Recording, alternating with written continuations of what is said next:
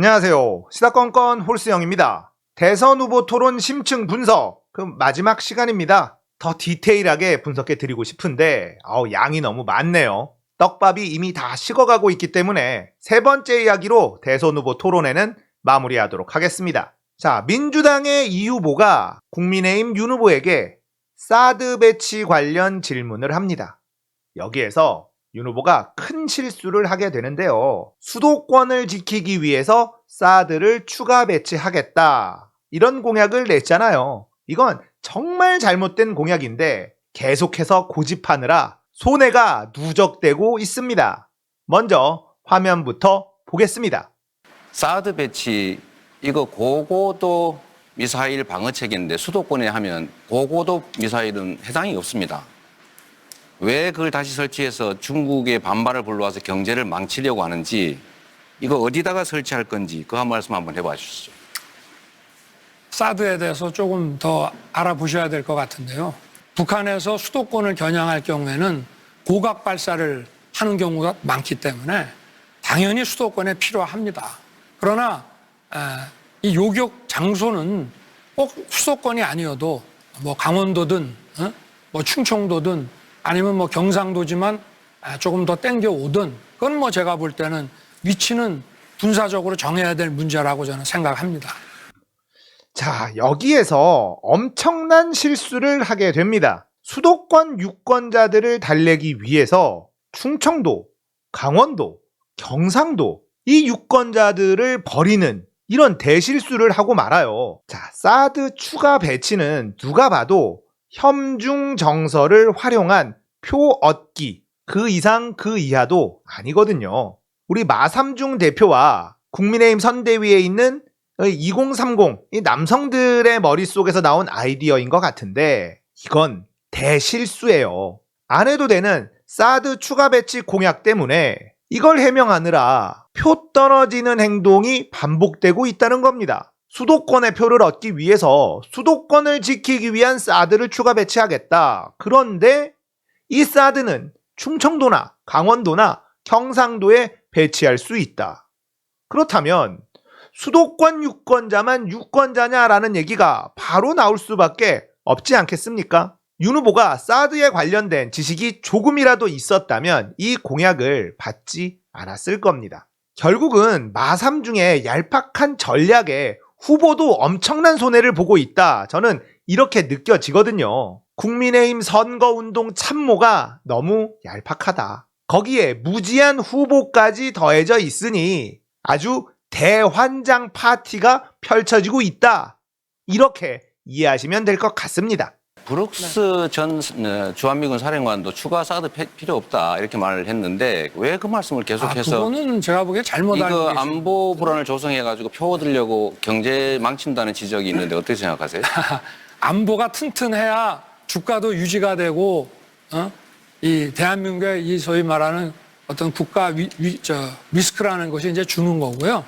그리고 그 주한 전 브룩 사령관의 얘기는 이 사드, 성주에 있는 사드를 우리 페이트리엇이라든가 이런 그 저층 방어 시스템하고 연계를 했을 때 더 효과적이라고 한 것이지, 그분이 사드 추가 배치가 필요 없다는 얘기를 한 사실이 없습니다. 자, 여기에서도 실점을 하고 맙니다. 브룩스 전 사령관은 사드 추가 배치가 필요 없다고 말한 적이 없다, 이렇게 단정을 짓습니다. 하지만 팩트는 사드 추가 배치 필요 없다고 말한 적이 있다. 미군의 전 사령관도 한반도의 사드는 추가 배치가 필요 없다라고 이야기를 하고 있는데 왜 대한민국의 대통령 후보가 사드를 추가 배치하겠다라고 이야기하고 나선 건지 도저히 이해할 수가 없어요. 마삼중의 머릿속에서 나온 것이다, 저는 이런 추측을 하고 있거든요. 윤 후보에게 제가 조언 하나 드리자면 마삼중을 멀리 하세요. 그 사람 마이너스 3선입니다. 선거를 이겨본 적이 없는 사람이에요. 그런데 마치 선거의 달인처럼 행세하면서 후보에게 이런저런 조언을 하고 이런저런 공약을 막 던지게 만들고 있으니 이런 실수가 반복되는 거잖아요. 사드가 그렇게 좋은 전략 자산이면 왜 국민들이 반대하는 걸까? 이런 생각도 좀 해보시길 바랍니다. 하긴 그런 생각을 할 수 있었다면 이 공약을 들고 나오지도 않았겠죠. 자, 다음으로는 너무나 유명한 RE100 이야기. 여기에서 완벽한 무지를 드러내면서 실망감을 안겨줬는데요. 일단 화면부터 보겠습니다. 바이오 지금- 이런 거에 비해서 지금 조금 그러면 떨어진다 이런 얘기죠. 이 R200에 대해서는 어떻게 대응하실 생각입니까? 네, R200에 대해서는. 다시 한번 말씀해 주시죠. R200. R200이 뭐죠? 아. 그러니까 이게 탄소 재생에너지 중립 100%. 재생에너지 100%를 그게 현실적으로 저는 가능하지 잠깐만요. 않다고 봅니다.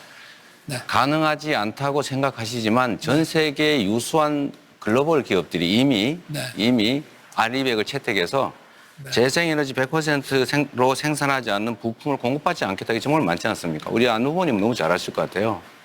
이 R200이 지금 계속 확산되고 있는데 이럴 때 재생에너지 이 포션을 늘리지 않으면 나중에 화석연료 계속 의존했다가 만약에 이게 유럽에서 탄소 국경 조정 제도가 발동되면 그때 어떻게 대응하시려고 합니까? 근데 신재생 에너지를 고도화하는 것도요. 디지털 데이터나 바이오 융합 기술이 있어야 그게 고도화되는 거지.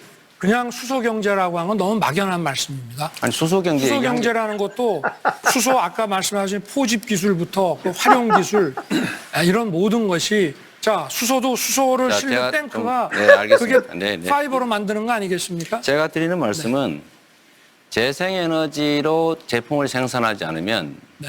즉 탄소에 의존해서 생산하면 유럽이나 미국 수출할 때 국경 조정 부담금을 부과받는다. 알고 계시죠?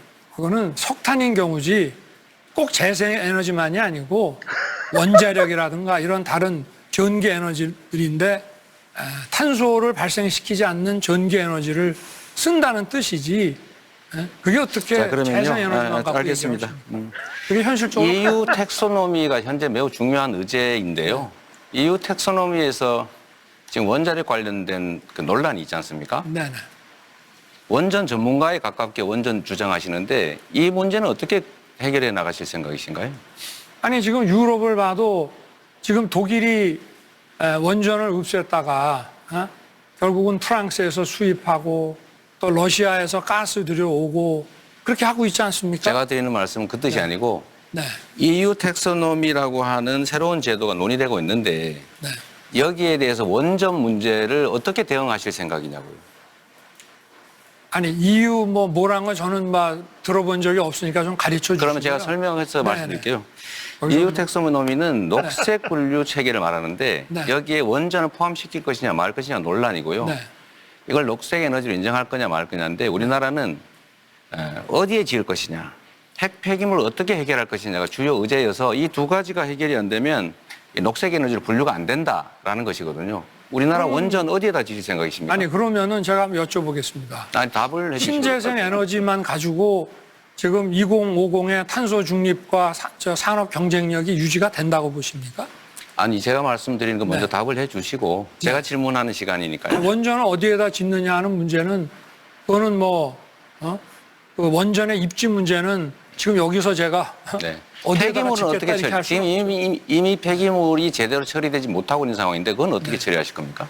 지금도 핵 폐기물은 향후에 파이로 프로세싱이라든가 이런 걸 통해 가지고 폐기물 처리할 수 있는 기술이 아마 제가 볼 때는 신재생 에너지 고도화 시키는 거 못지않게 네. 빨리 되지 않겠나 싶습니다. 그래서 저는 자, 정말 중요한 환경 문제를 다뤘습니다. 그런데 너무나 무지함을 드러내고 말았죠. RE100, EU 텍소노미 이런 걸 일반 국민들은 몰라도 상관이 없어요.